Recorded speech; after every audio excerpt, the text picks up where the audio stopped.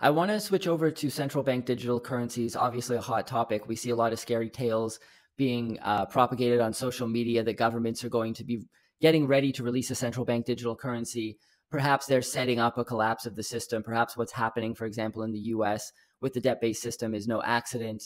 These people aren't incompetent. They're, in fact, malicious. This is one theory out there. How much credence do you give to the possibility of a CBDC being issued? And how do you factor that into your efforts at the Sound Money Defense League? Yeah, I think there's a lot of credence to it. There's clearly pilot projects. China is kind of at the forefront of this, and we know that what kind of totalitarians they are. And certainly, central banks would love to be able to, control everybody's bank account, understand how everybody's spending the money. So with the tax authorities, they could airdrop money when they need to do a stimulus. They could just airdrop it right into their CBDC wallet. They could, shape their spending habits. Basically a mechanism of social control. There's federal legislation Congressman Mooney has that we're helping with that has some support, co-sponsors. The Pilot Prevention Act for CBDCs, basically to say no federal money will be spent on researching or preparing such a system.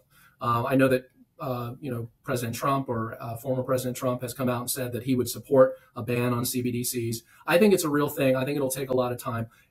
But I think it's something to be concerned about.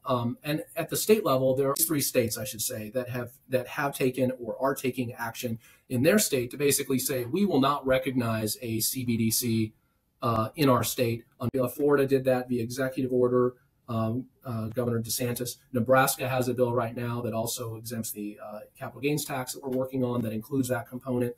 North Carolina has passed through one house a bill that basically bans CBDC for any government sort of transaction in the state of North Carolina. So yeah, I think it's a real thing. I think we need to be worried about it. I think it'll take time, but definitely something that we want to focus on.